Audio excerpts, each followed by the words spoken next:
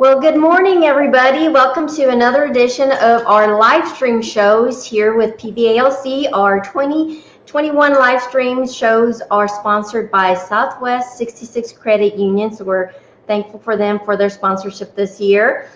This month is Mental Health Awareness Month, and so our featured speakers for this month will be presenting information on health literacy. And today, our guest is Chandra Coleman with the Family Resiliency Center. So welcome, Chandra, and we're so happy to have you. Chandra. Thanks, Alva. It's nice to be here. Thank you. Well, tell us, first of all, for those who are not familiar with the center, tell our viewers a little bit about the center and what services you provide. Okay. So the Family Resiliency Center of the Permian Basin was created after the mass shooting in August of 2019 to help people deal with trauma and just those having a hard time following that event. Whether you were directly or indirectly involved or affected, you're welcome to our services. We are grant funded by the Office of the Governor and through a Victim of Crime Act grant. And so all the services that we provide for folks 16 and up are provided at no cost. So our services include things like crisis counseling, and then we have alternate therapies like yoga and art. We have support groups, and we have several different training programs: psychological first aid, skills for psychological recovery, mental health first aid. Pretty much anything that we can do or offer to help our community heal from that event, that's what we do. And it's all free. Is it free? And you said it's free. All of it's free. So just as a reminder, as always, we always put the links on the comments afterwards. So if you are interested in some of their services, Chandra will provide the link to the center and contact information as well. Now, for adults or for any, you said you mostly provide crisis counseling. For if you encounter anybody that needs further counseling, who do you refer them to? So for anybody who was affected by the shooting, if we needed to refer them out for counseling, we will actually cover the first 6 sessions. So we'll cover that cost. And we partner with Centers for Children and Family, so they can actually provide services for children and adults and everybody in between. And then we partner with Communities and Schools Permian Basin for, if we have students who need a little bit extra help, we can refer to them as well. Perfect. Well, that's good to know. I know it can be overwhelming trying to find mental health services and help. Right. So in talking with that, that's a good bridge into our next topic of discussion. There's so many misconceptions about mental health, and so how do you define mental health, and why do you feel there's so many stigmas around mental health, and why people are so, especially around this area, do not want to seek help? Okay. So first, I think I want to start by defining mental health as the condition of a person's psychological and emotional well-being. And so a person can have mental wellness, which is well-being within their mental health, or they can have mental illness, which is, the opposite, right? Wellness and illness. And so somebody living with mental illness may struggle to ask for help. They may not understand what help is available. And really, unfortunately, there is such a huge stigma, right? Which let's go ahead and just define stigma as an unwarranted or incorrect stereotype of mental health problems. So there's this thing that says that we must be healthy and happy, and we must not tell other people about our problems or our struggles. And the more that we have believed that, the more difficult it has become to seek out the help that we need. Right. And so we definitely want to encourage people to ask for help. It's okay to not be okay. And there are a lot of people in the Permian Basin who care for you and care about your mental wellness. And we want to help you. And it doesn't mean there's something wrong with you. right? That's the other thing, that there's a common misconception that struggling with a mental health challenge or even being diagnosed with mental illness defines who you are and what you're capable of doing in your life. You know, if you're somebody who lives with major depressive disorder, then certainly that must mean that you're just sad all the time, and you can't have good days, and you can't accomplish things and be productive and successful. And that's just not true. Our program is administered by Permian Care, which is the local mental health authority here in the Permian Basin. And they have a ton of services. And so we have those resources available to us as well for folks who may need a little bit more in-depth care, and we can get you connected to the right people. So I think, you know, stigma happens when we consider those who are struggling with mental illness as less than somebody who's struggling with physical illness, right? Although we don't describe somebody who's living with cancer as cancer. But, you know, if somebody's living with bipolar disorder, we might say they are bipolar. And so just that language shift can really be problematic. We wouldn't ever question somebody who broke a leg why they went to the doctor and got treatment, right? We would ask them what happened. We'd be interested in the story.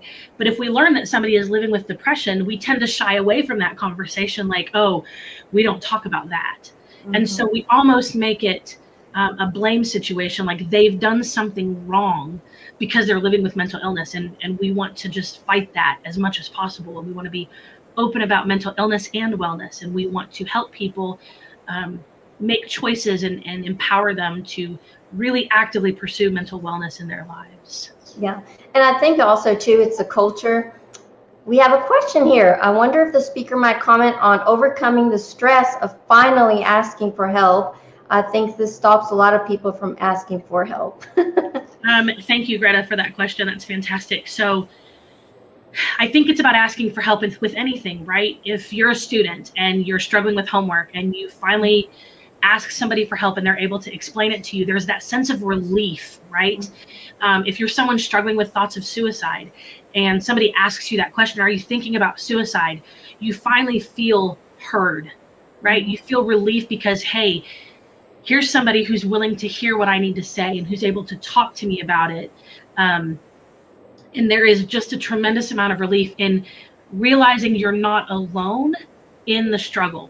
Right. And then as you become healthier and you reach toward mental wellness, then we often find that folks who have been able to do that successfully reach out and want to help other people, which is where peer support groups come in. You know, you can help each other kind of stay on that path. And you're going to have bad days. You're going to have days when you wake up and you don't want to get out of bed. And that's okay, too.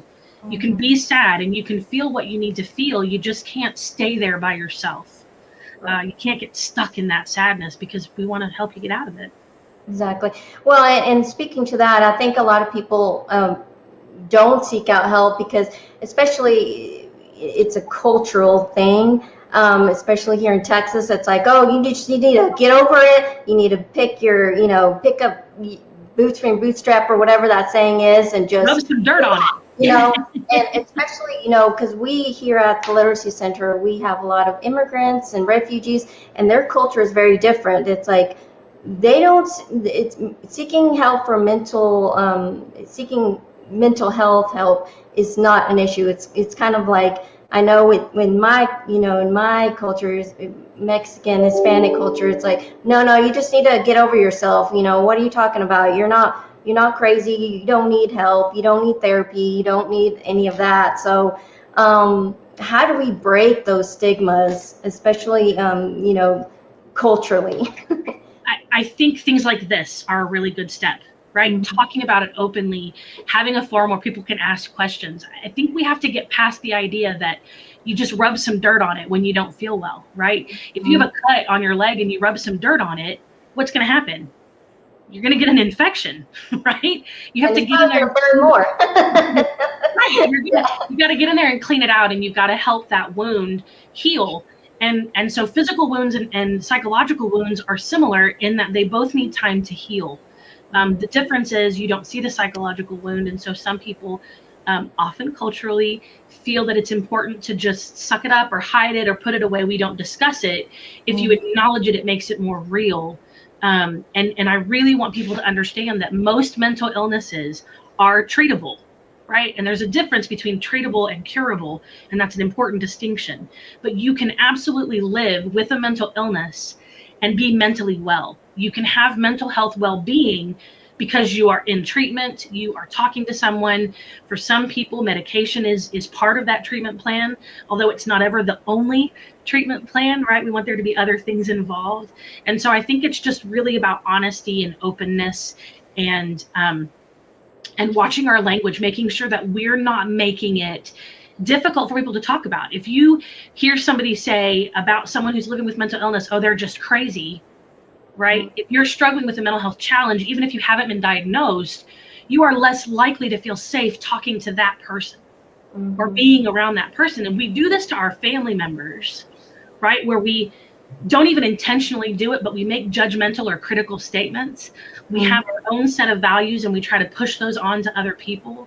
And so one of the things that we teach here is psychological first aid. We do youth mental health first aid and all of these things. And mental health first aid specifically is geared toward helping people learn to recognize signs and symptoms of mental health challenges and substance use disorders. And one of the things that I talk about anytime I teach anything, and my staff is here with me today and they can tell you this is true, is we talk about cultural competence, and we talk about really giving a lot of weight to how a person's culture and even how the language that we use can affect how people seek help. And so really just think it's about openness and honesty and reaching out and encouraging people, especially this month. If you've never done it before, this is the month to try it, right? It's Mental Health Awareness Month. And so nobody's gonna question it if you start asking people, how are you doing? And probably you really mean it when you say it, right? You're not just kind of in passing expecting that answer to be, oh, I'm good or I'm fine. But you say, no, how are you really doing? I've noticed that you seem to be having a hard time lately. I know that you've gone through a lot in the last 18 months, as have we all, right? Because we kind of had a West Texas pile on with the shooting, and then the shooting a week later, and then we had the pandemic start up, and then we had the price of oil drop, and it's been one thing after another. And quite honestly, if I ask somebody around here, how are you doing? And they say, great, I'm going to be like, what's your secret? Right now, right? Because we've all just been through so much, and we just want everybody to know that you are not alone. And culturally, whether it's appropriate, the thing about us is you can come here and talk to us. We have in our lobby, we have it kind of set up like a living room with some comfortable seating and a bunch of books that were donated, and you can just come and hang out in a safe, quiet place and read a book. We have a therapy puppy in training who is very high energy. You can come play with our puppy if that would help you feel better. Or you can just come to one of our art workshops or yoga or whatever and just be in a safe place with people who aren't going to judge you for wanting that connection with other people. We have spent so much time socially distant that we forgot that what we really needed was physical distance with social connection. Right. And like, right? This is the month to do it. Like if you're like thinking, well, I don't even know where to start to help people, just by saying, like you mentioned, words matter. Just, don't say, oh, you're crazy or whatever, because people seek mental health therapy for many different reasons. It could just be where they may be going through a time, with they're dealing with aging parents. I went through that, and that was tough. And there was a period of time in there when I could have really used therapy just to have somebody, a sounding board, just to say, hey, this is all I'm going through right now with my parents. I need somebody that will listen to me. And then after that period, you may just be fine, So there is nothing wrong with just seeking somebody that will listen to you and will give you advice or just be a sounding board. Yeah, that's an excellent point. There are a lot of things in life that sometimes you just need a little bit of help for a short period of time. It doesn't have to be forever.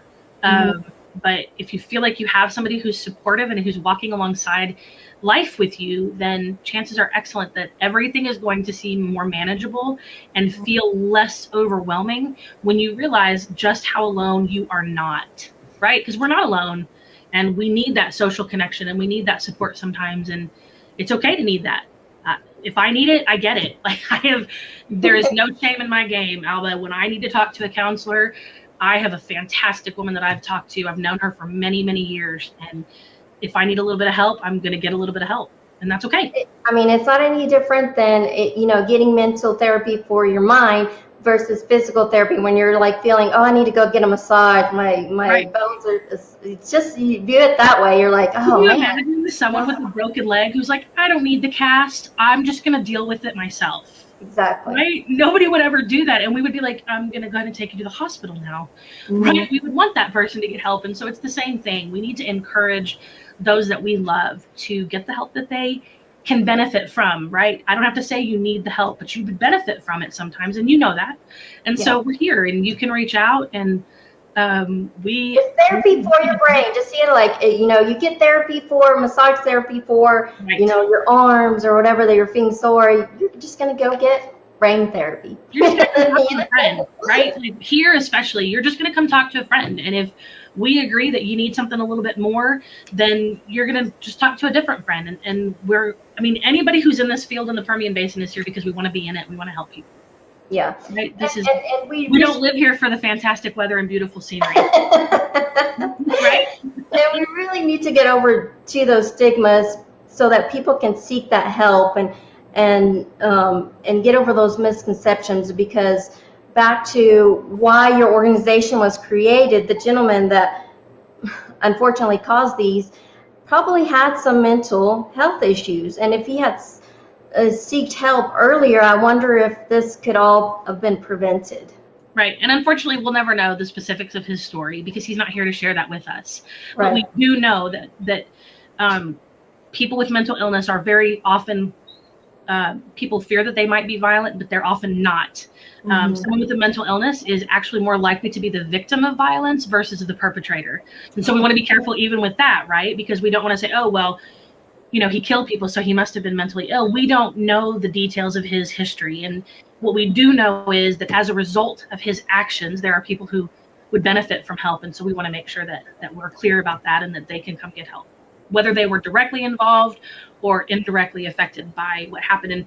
And honestly, Alba, if we're honest, like if we're just really direct about this, anybody who lived in Midland or Odessa on that day was affected by what happened. I don't know anybody who lived in either of our cities who doesn't know what happened. And that's going to cause feelings. And people may not realize that that's why suddenly they aren't sleeping as well. Or maybe they're sleeping too much.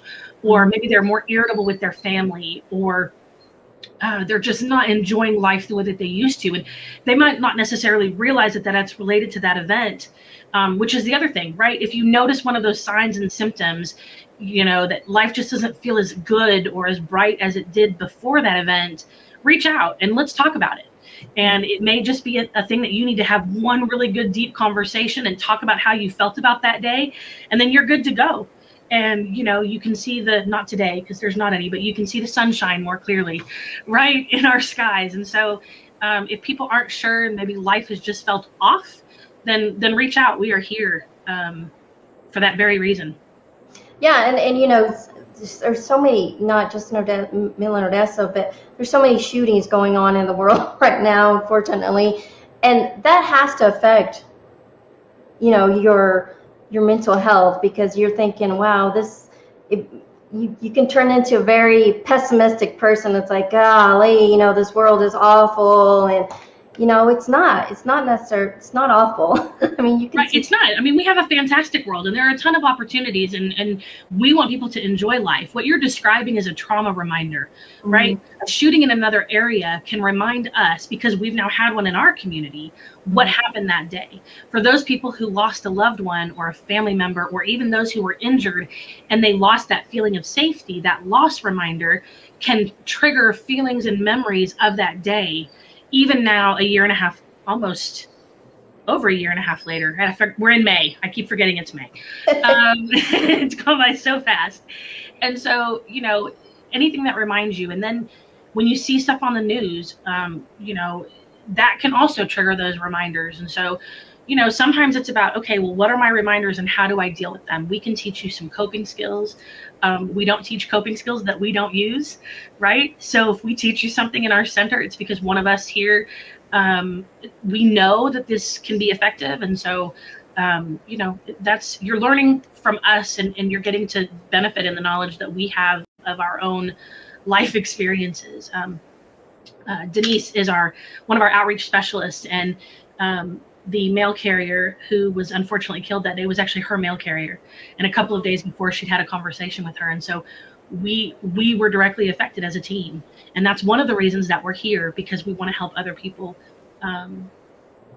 find that smile again, right? Because it's been gone for a while. And your friends and family recognize it. Even if you don't necessarily know, people around you have noticed the change in you. And so we just want to make sure everybody knows we're here. Exactly. So how can our viewers find information on mental health? Not just organizations like you, but the Center for Children and Families, and where can they start? Wow. So start with us, right? Because if we're not the right fit, we're going to get you connected with the right fit. So you can reach our website at www.frcpb.org. And our Facebook is at FRC of the PB, because we had to pick the longest one in the world. Our phone number, if that's your preference, is 432-848-6944, and you can leave a message if we don't answer, and we'll get back to you within 1 business day. You can send a message on Facebook. You can send an email direct from our website. If it goes beyond that, and you want to learn about other resources, there is a website called Healthy Minds. Oh gosh, I hope I'm saying that right. Healthy Minds, you can Google it. It's in Midland, and they have a really amazing resource directory on their website. You can contact the crisis line. So Permian Care operates a 24/7 line. It's free, and you can call. And if all you need is information about what resources are available to meet your specific need, even if you don't necessarily think you're in crisis in that moment, you can call them. Their number, it's 1-844-420-3964. And we're going to put all of these links on our comments after the live stream for everybody. And then you can call 211, right, and talk to 211 Texas, and they can provide you with local resources as well. Help is available. Yes. And if you're not sure how to navigate all those things, just call us, and I promise you would be thrilled to help you get there. And sometimes, it is overwhelming, especially if you're new to this country or you don't speak the language or things like that. And I know that you mentioned that you do have bilingual services there. So we actually have trilingual services, which is kind of a weird thing because it's West Texas, but I clearly speak English, and I'm also fluent in French. I grew up overseas, and so I speak fluent French, and then we have Spanish-speaking services available as well. So if you can't talk to us in one of those 3, we'll find somebody who can interpret from whatever language you need. Yeah, I know that a lot of, especially hospitals have translating services available. Yes. So, yep. So how are do you have some ideas on and just to verify, all of this, whenever you seek mental health, everything is is kept confidential. So when you talk to a counselor, whether it's in our center or another location with a therapist or something like that, they have to tell you what their confidentiality practices are. Mm-hmm. Typically what you'll find, if they're a counselor, a licensed counselor, a therapist, a social worker, confidentiality will cover everything you say unless you tell me or someone else that you intend to kill yourself, like right now, like that's your plan, or someone else, or you tell us about ongoing abuse to a child or an elderly person or another vulnerable adult. So somebody who might be living with an intellectual or developmental disability. Otherwise, you can come in here and say, I hate my boss, I hate my mom, I hate my wife. Please don't. We don't want you to hate people, but you're safe here. You can say what you need to say, except for those few exceptions. Okay, good. And so give us our viewers some ideas on how can they improve their mental health, like self-treatment. So self-care is really important, right? We don't want to call it treatment. We want to be real careful with that word. Self-care is really important for a few reasons. Sometimes you're just having a bad day, right? Mm-hmm. And just because you feel sad doesn't necessarily mean that you would be diagnosable with a mental illness. And so some things that you can do are things that you enjoy, right? Exercise can be really great. Being outside in the sun can be fantastic. Spending time with friends and family who don't increase your stress levels can be really good, right? You mentioned massage earlier. So anything that just feels like something you're doing for yourselves. We have art, so tapping into your creative side, whether that's painting or coloring, or arts and crafts. Gardening is a tremendous way to cope in a positive way. Some people really enjoy journaling, so just writing out what they're feeling, realizing that nobody needs to see it. And you can use a book, or you can actually type. You can use voice to text on your phone and just keep a memo. Gosh, what else? I mean, there's everything. Well, we're a literacy center, so we really promote reading. I think that's we have a whole library in our lobby for a reason. Like, we are all really big readers here, so definitely grab a book, and if you don't feel like you can sit and hold a book, you can do an audio book. I've recently fallen in love with that whole thing because I've been on the road a lot lately, and so however you can get your reading in, that's a huge thing. Music. That's my number one coping skill. And one of the ways that I take care of myself every day is when I get in the shower in the morning, I turn my music up really loud and I sing. And my poor neighbors, I don't really, if I'm being honest, I don't care. That's how I take care of myself every day. And what we've found is if you build self-care into your daily schedule, whether that's a book or a walk in the park or sitting in the park and reading a book. So I'm trying to help you out with the reading. Well, listening to podcasts is very relaxed, can be very relaxing as well. Yeah, there is a whole section on Facebook of videos that you can watch and learn about different topics. The Discovery Channel, like anything you can do to stimulate your brain in a good, positive, distracting way. If you can build that into your daily schedule, then when you come up on an obstacle or a harder day, you'll already have that habit built in, right? You can do grounding exercises, guided meditation, yoga, all that stuff. And the more you do it on a consistent basis, the easier it is for you to connect to that when you really need that extra boost. And I also very, very much advocate for pet therapy. Pet therapy is wonderful. Cooper is definitely our, he's our sanity some days and our insanity others, like some days, but no, it's good. It's good to love on your pets. Yeah, and there's tons of pets that need to be adopted at the shelters. So, so lastly, what do you feel like what's being done to help improve the mental health arena? Specifically, when I'm talking about, is there more studies, more research being done on the brain and how that works? So, what are some of the most updated? Yes, there is. I'm sorry, I was not prepared for that question. There's a lot of research happening right now about different ways to treat mental illness. There is a huge push for education in our community. May is Mental Health Awareness Month, right? That's why we're doing this. Permian Care is offering several free trainings related to mental health, regarding suicide prevention and intervention, as well as that mental health first aid that I mentioned.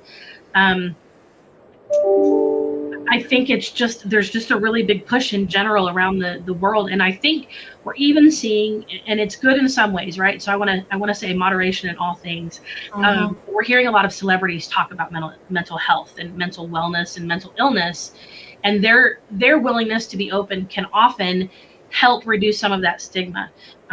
We have to take that a little bit cautiously, right? Because we don't want everybody running out because they want a certain diagnosis to be like their favorite star.